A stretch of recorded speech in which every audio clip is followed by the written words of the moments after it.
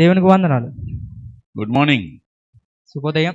and we are very happy to come into the presence of the Lord and to worship Him on this first Sunday of August.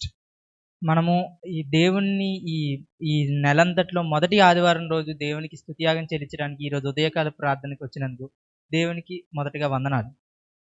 And the praise and worship time was an excellent blessing to all of us. మనం ఆరాధన చేసిన సమయం మనందరికి కూడా గొప్ప ఆశీర్వాదంగా ఉందని నమ్ముతున్నాను. And we are going to listen to the word for few minutes.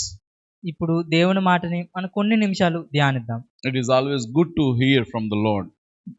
మనం దేవుని దగ్గర నుంచి ఒక మాట వినడం ఎల్లప్పుడూ మంచిదే. And God always speaks.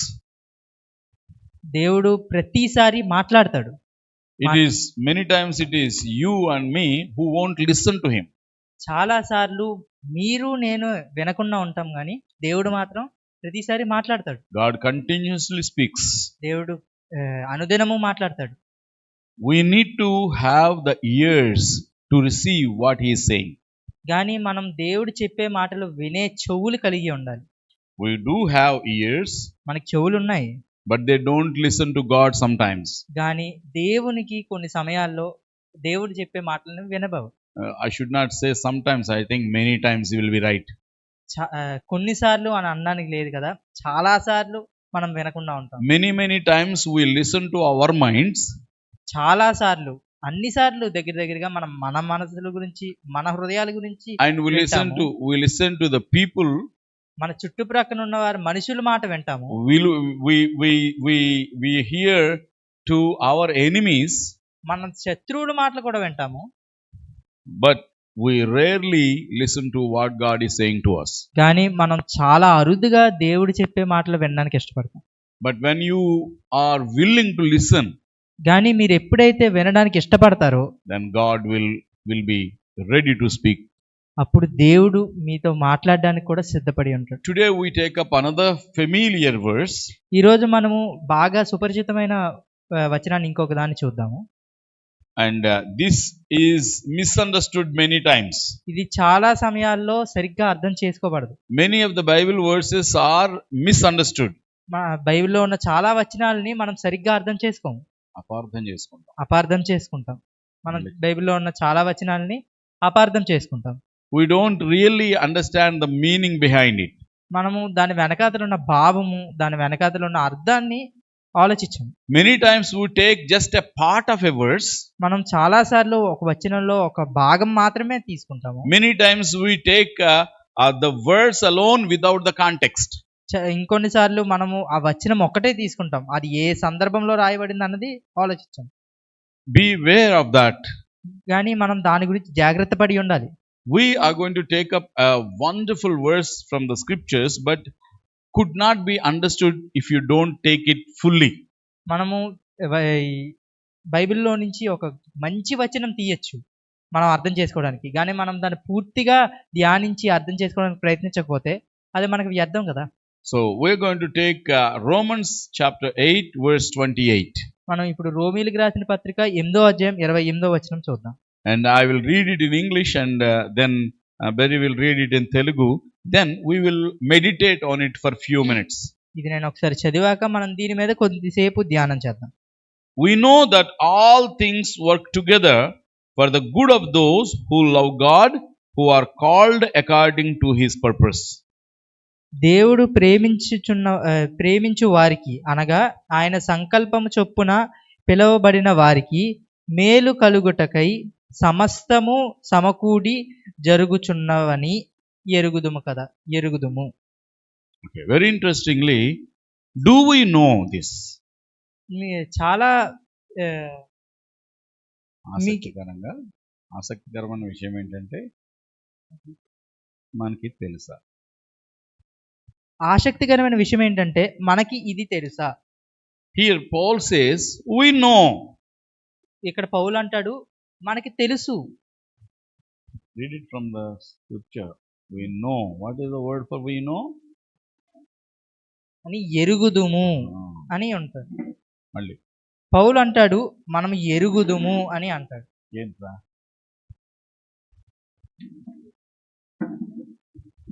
మళ్ళీ చెప్పు.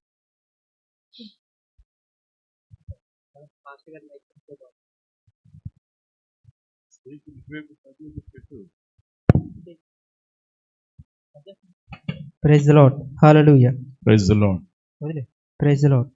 Praise the Lord. Praise the Do Lord. we really know? మనం నిజంగా ఎరిగి ఉన్నామా? Here Paul says we know. ఇక్కడ పౌలు అంటాడు మనం ఎరిగి ఉన్నాము అని అంటాడు. Many times we don't know. మనకి చాలా సార్లు ఎరిగి ఉండం మనం. Sometimes we know, but we are not ready to accept it. మనం చాలా సార్లు అది మనం తెలుసుకొని ఉంటాము, కానీ దాన్ని అంగీకరించడానికి ఇష్టపడం. So it is always good that we should make sure that we know. మనం ఇది మనకి తెలుసు అన్న విషయం మనం ఖచ్చితంగా తెలుసుకోవడం చాలా మంచి విషయం. Paul starts by saying we know. పౌలు ఎలా మొదలు పెడతాడు? మనం ఎరుగుదుము అని మొదలు పెడతాడు. In Telugu it comes in the end, and in English it comes to in the top. తెలుగులో అది చివరి వచ్చినా సరే ఇంగ్లీష్ లో మాత్రం మొదటిగానే ఉంటుంది. But wherever it comes, it should be understood properly. అది ఎక్కడ వచ్చినా సరే అది మనం సరిగ్గా అర్థం చేసుకోవాలి. What do Paul know? పౌలు ఏం ఎరిగి ఉన్నాడు? He says all things work together. పౌలు అంటాడు అన్ని విషయాలు కలిసి పనిచేస్తాయి, సమకూడి జరుగుచున్నవి. సమకూడి జరుగుచున్నవి అని అంటాడు. All things work together. అన్ని సమకూడి జరుగుతున్నాయి. All things do work together. అన్ని నిజంగానే సమకూడి జరుగుతున్నాయి. Your body, మన శరీరము, it works together. అది సమకూడి కలిసి పనిచేస్తుంది. Your eye don't work apart from your body. మన కన్ను మన శరీరం కి సంబంధం లేకుండా పనిచేయదు. Your body, all the parts of your body, God created in such a way that they work together. మన శరీరాన్ని దేవుడు ఏ విధంగా నిర్మించాడంటే అవి కలిసి పనిచేస్తాయి.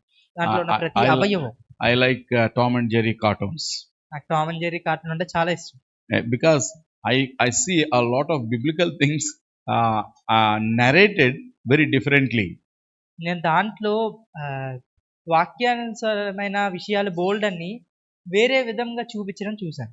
So sometimes you look at Tom, and the Tom looks at something, some cheese or something, and the body goes to the front, eyes will go back. Tom కొన్నిసార్లు తన ముందు ఒక చీజ్ ముక్క ఏదో కొనబడినప్పుడు తను నడిచేయడానికి ప్రయత్నిస్తాడు, కానీ కళ్ళు అక్కడే ఉండిపోతాయి, కానీ శరీరం మాత్రం ముందుకు జరిగిపోతుంది. Have you ever seen that? చూసే ఉంటారు కదా అందరూ. That doesn't work in human beings. అది నిజ జీవితంలో పనిచేయదు అలాగా. Your eyes look at something and your body would not take to another place. మన శరీరాలు అలా పనిచేయవు కదా. మనం ఇలా చూస్తుంటే మన శరీరం ముందుకు కదిలిపోదు. Everything works together in the creation of God. దేవుడు చేసిన సృష్టి అంతట్లో అన్ని సమకూడి పనిచేస్తాయి. But if you want everything to work together for your good, కానీ మీకు అన్నీ కూడా సమకూడి మీ మంచి కొరకే జరగాలని ఆశిస్తే, then you need to have some requirements. దానికి మీకు కొన్ని విషయాలు కలిగి ఉండాలి. Everything will work together. అన్నీ కూడా సమకూడి జరుగుతాయి. That is a positive statement. అది చాలా మంచిది, అనుకూలమైన మాట. But not for everybody. అందరికీ అది అనుకూలమైనది కాదు. Don't think that you read the verse of the Bible and you live according to your own will and wish and everything must work together. ఈ వచనం చదివావని నువ్వు నీ ఇష్టం వచ్చినట్టుగా నీ జీవితం బ్రతికితే ఈ వచనం నీ జీవితంలో నెరవేరదు. Here Paul says, ఇక్కడ పౌలు అంటాడు కదా, all things work together for the good. మేలు కలుగుటకై సమస్తము సమకూడి జరుగును. For whom? ఎవరి మేలుకై? Those who love God. దేవుణ్ణి ప్రేమించిన వారి మేలుకై. And who are called according to his purpose. దేవుడు పిలిచిన వారి కొరకే, తన సంకల్పం చొప్పున పిలువబడిన వారు. God loves you. దేవుడు మిమ్మల్ని ప్రేమిస్తున్నాడు. There is no doubt about it. దాని గురించి సందేహం లేదు. But do you love God? కానీ మీరు దేవుని ప్రేమిస్తున్నారా? It is always a question from our part, not from God's part. అది ప్రతిసారి మన వైపు నుంచి వచ్చే మన వైపు నుంచే జరిగేది కానీ దేవుని వైపు నుంచి కాదు. ఆ దేవుని వైపు నుంచి జరుగుతుంది కానీ మన వైపు నుంచి కాదు. What did I say? Okay. అది మన వైపు నుంచి వచ్చే తప్పే గాని అది దేవుని దగ్గర నుంచి వచ్చేదైతే కాదు. Because Romans chapter 5, Paul already said something about it. రోమీయులకు రాసిన పత్రికలో 5వ అధ్యాయంలో పౌలు దీని విషయమై ఆల్రెడీ చెప్పేశాడు. He says, పౌలు అంటాడు కదా, God loved us even before we became his sons and daughters. దేవుడంట మనం ఆయన కుమార్తెలం అవ్వకముందే దేవుడు మనల్ని ప్రేమించాడు. When we were hating God, even then God loved us. మనం దేవుణ్ణి ద్వేషిస్తున్నప్పుడు కూడా దేవుడు మనల్ని ప్రేమించాడు. When we were his enemies, he still loved us. మనం దేవునికి శత్రువులుగా ఉన్నప్పుడు కూడా దేవుడు మనల్ని ప్రేమిస్తున్నాడు. When we are godless and living according to our own will and wish, even then God loved us. మనము దేవుడు లేకుండా మన జీవితాల్లో మన ఇష్టం వచ్చినట్టు బ్రతుకుతున్నప్పుడు కూడాని దేవుడు మనం ప్రేమించేవాడు. When we are still sinners, God loved us. మనం ఇంకా పాపులమై ఉండగానే దేవుడు మనల్ని ప్రేమించాడు. There is no doubt about God loving us. కాబట్టి దేవుడు మనల్ని ప్రేమించడం గురించి సందేహమే లేదు. But there is always a doubt when you say that you love God. కానీ మనము దేవుణ్ణి ప్రేమిస్తున్నాం అన్నప్పుడు మనం చెప్పిన ఆ మాటలో ఎల్లప్పుడూ సందేహంతోనే ఉంటుంది. Do you love God? నీవు నిజంగా దేవుణ్ణి ప్రేమిస్తున్నావా? We say we love God and many times we say we love people, but that is not true. We know that. మనం చాలాసార్లు దేవుణ్ణి ప్రేమిస్తున్నామని లేకపోతే మన ఎదుట ఉన్న మనుషులను ప్రేమిస్తున్నామని అంటాం కానీ అది చాలాసార్లు నిజమై ఉండదు. If I ask you, do you love me? So if you want to get rid of me, you will say, yes sir, I love you, and you just go away. But when you turn aside, you will surely say, నేను ఒకవేళ మిమ్మల్ని మీరు నన్ను ప్రేమిస్తున్నారా అని అడిగితే నేను త్వరగా ఇక్కడి నుంచి వెళ్ళిపోవాలని మీరు అవును ప్రేమిస్తున్నాను అనేసి మీరు పక్కకి వెళ్ళిపోతారు. పక్కకి వెళ్ళాక మీ తల మీరు బాదుకొని ఏదో అనుకొని మీ మనసులో మీరు నిజమైన మాటలు చెప్పుకుంటారు కదా. నా కర్మ, I have to say that. అది చెప్పాల్సిందే, వేరే దారి లేదు, నా కర్మ అనుకుంటారు. When some people come to God, we prompt them to say that you love the Lord. మనం కొంతమంది సంఘానికి వచ్చినప్పుడు, సన్నిధానానికి వచ్చినప్పుడు వారికి మనం ప్రోత్సహిస్తాం, దేవుణ్ణి మీరు ప్రేమిస్తున్నారని చెప్పమని. I will say, you say that. Oh, you are not opening your mouth. Open your mouth and say, I love you, the Lord. నేను అనొచ్చు, ఇదిగో నువ్వు చెప్పు, లేకపోతే నువ్వు అనట్లేదు, నోరు తెరిచి చెప్పు, దేవా నేను ప్రేమిస్తున్నానని చెప్పు అని నేను మిమ్మల్ని ప్రోత్సహించగలను. So to get rid of me, నేను మీ వైపుకి ఎక్కువసేపు దృష్టి ఉంచకూడదని you will say, yes, I love you, Lord, I love you, Lord. ఏదో నా కళ్ళ ముందైనా సరే దేవా నేను ప్రేమిస్తున్నానని. But that is not true love. అది నిజమైన ప్రేమ కాదు. You are just acting. అది మనం చేసే నటన. So when I ask you, do you love God? Why do you love God is the question.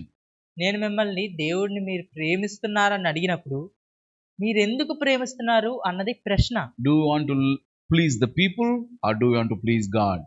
నీవు మనుషుల్ని సంతోషపెట్టాలనుకుంటున్నావా, దేవుణ్ణి సంతోషపెట్టాలనుకుంటున్నావా? If you want to please God, then you will say heartfully that you love the Lord. మీరు ఒకవేళ దేవుణ్ణి సంతోషపెట్టాలని నిజంగానే అనుకొని ఉంటే అప్పుడు మీరు హృదయపూర్వకంగా నేను దేవుణ్ణి ప్రేమిస్తున్నాను అన్న మాట చెప్పగలరు. All things do not work together for the good of your life because something else, but just because you love God heartfully. సమస్తము మీ మంచి కొరకే, మీ మేలు కొరకే, మీరు ఏదో ప్రేమిస్తున్నారని జరగవు. మీరు దేవుణ్ణి ప్రేమిస్తేనే సమస్తము మీ మంచి కొరకే జరుగుతుంది. And why do you love God? Just because he is meeting all your needs? మీరు దేవుని ఎందుకు ప్రేమిస్తున్నారు? దేవుడు మీకు అవసరతలన్నిటిని తీరుస్తున్నాడనా? Do you love God just because you are being supported by something that is Christian, that is something from the people? మీరు దేవుణ్ణి మీకు క్రైస్తవ సంఘాల నుంచి, క్రైస్తవుల నుంచి మీకు సహాయం అందుతుంది కాబట్టి మీరు దేవుణ్ణి ప్రేమిస్తున్నారా? Or do you love God because he died for you? లేకపోతే మీరు దేవుడు మీ కొరకు చనిపోయాడు, మీ కొరకు తన ప్రాణాలు అర్పించాడు కాబట్టి ప్రేమిస్తున్నారు. He gave his young life for you. దేవుడు తన యవ్వన ప్రాణాన్ని మీ కొరకు సమర్పించేశాడు. He gave you all the blood of his young life. దేవుడు తన ఒంటిలో ఉన్న చివరి రక్తపు బొట్టు వరకు కూడా నీ కోసం కార్చాడు. Do you love him because he died for you? దేవుడు మీ కొరకు చనిపోయాడని ప్రేమిస్తున్నారా? Do you live here to love God? Do you live here to love God? మీరు ఇక్కడ దేవుణ్ణి ప్రేమించుటకే బ్రతుకుతున్నారా? If you have realized this truth, then God will make everything that is happening in your life to fall in place so that his great purpose will be served. మీరు ఒకవేళ ఆ విషయం అర్థం చేసుకొని దాన్ని బట్టే బ్రతికితే అప్పుడు దేవుడు మీ జీవితంలో జరుగుతున్న ప్రతి విషయంలో కూడా ఆయన సంకల్పం చొప్పున జరగడానికి దాన్ని సరిగ్గా జరిగిస్తుంది. All the promises in the Bible always carry some conditions. బైబిల్లో ఉన్న ప్రతి ఒక్క వాగ్దానం కూడా వాగ్దానంతో పాటు ఒక కండిషన్ ఉంటుంది, షరతు ఉంటుంది. Every promise of God, there is only one promise that God gives us without any conditions. దేవుడు వాక్యం అంతట్లో కూడా ఒకే ఒక వాగ్దానము షరతు లేకుండా ఉన్నది. Because you cannot fulfill that condition. ఎందుకంటే దానికి షరతు పెడితే ఆ వాగ్దానం ఎవ్వరూ పొందుకోవడానికి అర్హులుగా ఉండరు. That is about your salvation. అది మీ రక్షణ కోసం. Whoever comes to the Lord, whoever believes in him should not perish but have everlasting life. That is the greatest promise. ఎవరైతే దేవుడి సన్నిధానానికి వస్తారో వాళ్ళు నిత్యము జీవిస్తారు, నిత్య జీవం పొందుతారు. Whoever believes in Jesus, ఎవరైతే యేసులో నమ్మిక ఉంచుతారో those people will not perish. వారు నాశనం అవ్వరు. That is the only promise without any condition. Anybody, any race, any country, anything, whatever you have done, nothing is considered. You just believe in Jesus and you are saved from hell. ఈ ఒక్క వాగ్దానమే, ఏ షరతు లేకుండా నీ జీవితం ఎలా ఉన్నా, నీ బ్రతుకు ఎలా బ్రతుకుతున్నా, నీ మనస్తత్వం ఏదైనా, నీ ఆలోచనలు ఏదైనా, నీ విషయంలో నీ జీవితం ఏదైనా సరే దేవుడు మీకు ఇచ్చే వాగ్దానం ఇది ఒక్కటే, ఏ షరతు లేకుండా. If you believe in Jesus, you are saved from hell. నీవు యేసును నమ్మితే నీవు నరకం నుంచి తప్పిస్తుంది. But all the other promises carry a tag of caution and a tag of condition. కానీ మిగతా అన్ని వాగ్దానాలు ఒక షరతుని, ఆ షరతును పాటించకపోతే వచ్చే కష్టమైనా సరే దాన్ని కూడా కలిగి ఉంటాయి. If you want everything to become good in your life, anything that is happening in your life, if it should end in good, మీ జీవితంలో మీరు అన్నీ కూడా మేలు కలుగుటకే జరగాలని ఆశిస్తే, అన్నీ కూడా ఇప్పుడు ఏ పరిస్థితి అయినా సరే చివరికి మేలుతో ముగించాలని ఆశిస్తే, you have to love God. మీరు దేవుణ్ణి ప్రేమించాలి. And you are already called according to his purpose. మీరు ఆల్రెడీ దేవుని సంకల్పం చొప్పున పిలువబడిన వారు. If you are listening to this word, మీరు ఈ వాక్యం వింటుంటే, because you're called to his purpose, that's why you are able to listen to this. మీరు ఈ రోజు ఈ వాక్యం వింటున్నారంటే దేవుడు తన సంకల్పం చొప్పున మిమ్మల్ని పిలుచుకున్నాడు కాబట్టే మీరు వింటున్నారు. The whole condition of this verse is, ఈ వాగ్దానం కున్న మొత్తం షరతు మొత్తం ఏమిటంటే, ఈ వాగ్దానం కున్న షరతు మొత్తం ఏమిటంటే loving God. దేవుణ్ణి ప్రేమించడం. You are called to his purpose because you are listening to this message. మీరు దేవుని సంకల్పం చొప్పున పిలువబడ్డారు ఎందుకంటే మీరు ఈ వాక్యం వింటున్నారు కాబట్టి. Now you need to decide whether you will love God with your whole heart, your whole soul, your whole mind and your whole strength. మీరు ఇప్పుడు నిర్ణయం తీసుకోవాలి ఏమిటంటే మీరు దేవుణ్ణి మీ హృదయం అంతటితో, మీ పూర్ణ శరీరంతో, పూర్ణ ఆత్మతో, పూర్ణ సత్యంతో ప్రేమిస్తున్నారా లేదా అన్న నిర్ణయం మీరు ఇప్పుడే తీసుకోవాలి. If you decide to love God irrespective of everything and anything happening in your life, మీరు దేవుణ్ణి మీ జీవితంలో ఏది జరిగినా, ఏమి అయినా, ఏమి జరగబోతున్నట్టుగా అన్నా మీరు దేవుణ్ణి అయినా సరే ప్రేమించగలిగితే అప్పుడు then he will make everything that is happening in your life to become good for you. అప్పుడు దేవుడు మీ జీవితంలో జరిగే అన్ని విషయాలు కూడా మీ మేలు కొరకే చేయిస్తాడు. How wonderful this verse is. ఎంత గొప్పది ఈ వచనం. And let us understand it properly and follow it and love God so that he will bless us and make everything coming in our way to become for our good. మనం ఈ వచనాన్ని సరిగ్గా అర్థం చేసుకొని దేవుణ్ణి ప్రేమించి ఆయన మన జీవితంలో అన్నిటినీ మంచి చేయబోతుండగా ఆ ఆశీర్వాదం పొందగలిగేటట్లు దేవుణ్ణి మనం ప్రేమించదు గాక. Shall we close our eyes in prayer? ప్రార్థన చేసుకుందాం. Thank you, Lord, for making us understand your word. Many times we miss out the important things. Lord, today we have understood one verse, and Lord, and that will change our whole attitude and our whole life, because you can make everything that is happening in my life, in our lives, everything that comes to me in any kind of situation, you are powerful to turn it, to make it good for me, for my life and for your purpose, only if I love you. And I believe, because I am reading this and I'm listening to this, I know that I am called according to your purpose. Otherwise, I would have never heard these words. The whole thing hangs on me. Help me to love you with all of my heart, with all of my mind, with all of my strength, and with all of my will. Then everything will fall in place to do good for me. Thank you, Jesus, for speaking to me this morning. Bless us together. Make our lives strong in you. Help us to love you more and more. We want to thank you for this wonderful time of worship and the word. Thank you, Jesus. In the most precious name of our Lord Jesus Christ, we pray. Amen. May the love of the Father, the grace of our Lord Jesus Christ, and the communion of the Holy Spirit be with each and every one of us. Amen. Amen. God bless you.